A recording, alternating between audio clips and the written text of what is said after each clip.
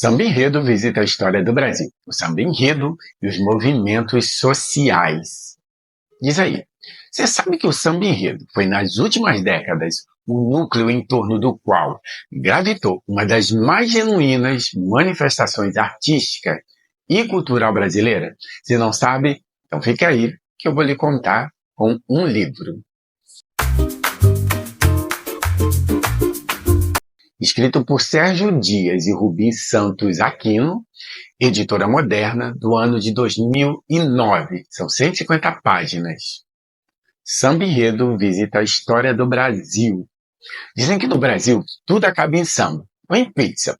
No caso desse livro, o Samba Enredo visita a história do Brasil, tudo acaba no enredo da história. Ou melhor, tudo tem sua história até o samba enredo, como bem atestaram esses historiadores amantes do ritmo, Aquino e Luiz Sérgio, com esse maravilhoso livro, Samba Enredo visita a história do Brasil, o samba de enredo e os movimentos sociais.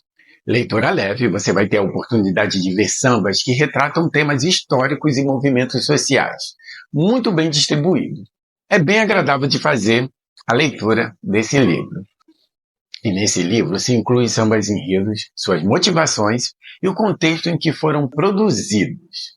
As informações que os compositores foram buscar para escrever suas letras. Ler esta análise sobre o samba enredo é entender como eles refletiam e refletem não apenas fatos passados no processo histórico brasileiro, mas os anseios e vicissitudes e alegrias do nosso povo. Compreender como nós, cidadãos brasileiros, estamos refletidos nessas letras cantadas na avenida, muitas delas consagradas como clássico do nosso cancioneiro. Com esse livro, nós conseguimos entender por que no Brasil os desfiles do Carnaval do Rio de Janeiro foram tão nacionalistas. Hoje, cada escola de samba escolhe o tema que bem quiser para desfilar na avenida. Por verdade seja dita, o tema que melhor ajuda a pagar seus custos.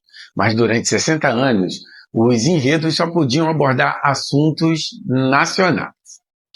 Então, a ideia nacionalista partiu do presidente Getúlio Vargas. Ele queria construir uma identidade nacional para o Brasil, um país vindo do federalismo da República Velha, sem muito que realmente unisse tantas disparidades regionais. E uma das formas escolhidas para fazer isso foi justamente o nosso samba. Em 1935, Vargas fez um acordo com as recém-criadas escolas de samba, que já desfilavam pelo centro do Rio de Janeiro. Então, capital federal, desde 1929. Em troca de verbas públicas, as agremiações retratavam temas nacionais, construtivos. 3 anos depois, isso virou regulamento oficial da União das Escolas de Samba, responsáveis pelo julgamento dos desfiles na época. Getúlio Vargas tomou essa medida em nome do nacionalismo, para aproveitar a presença crescente da classe média no carnaval. Gente, por quase 3 décadas os enredos se dividiam entre exaltação da República e seus presidentes e passagem da história do Brasil em Império, embora, nessa época, quase ninguém quisesse se fantasiar de escravizados ou indígenas. Pouco antes da ditadura militar, algumas escolas chegaram a ensaiar novos passos. Por exemplo, em 1957, no Rio de Janeiro, o Salgueiro fugiu da patriotada e desfilou Navio Negreiro, primeiro samba sob um aspecto definitivamente negativo da nossa história.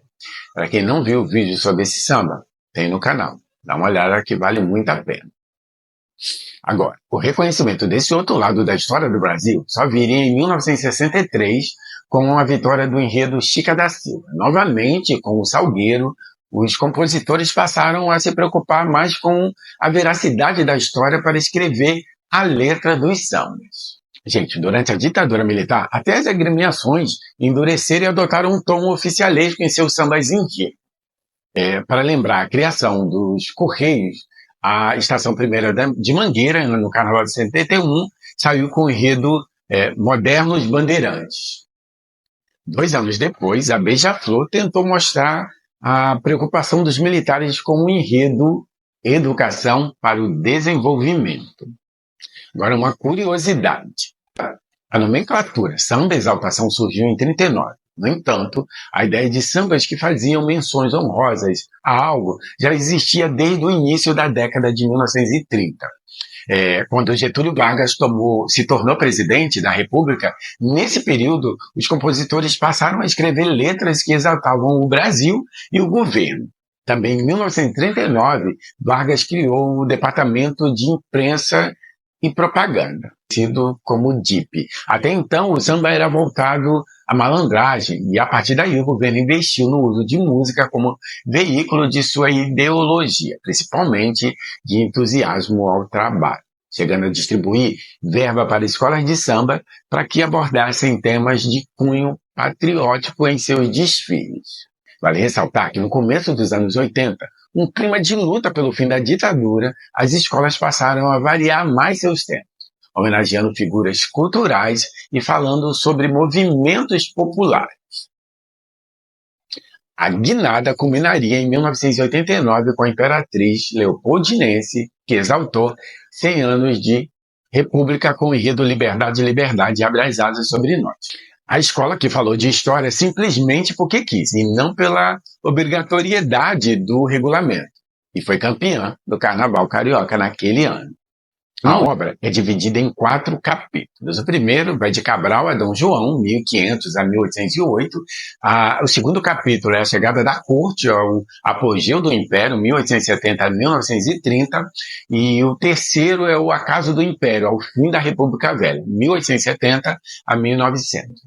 Já a quarta e última parte é a Revolução de 1930 até os tempos atuais. E o livro vai muito além. Se você chegou até aqui, curta, compartilha, obrigado e tchau.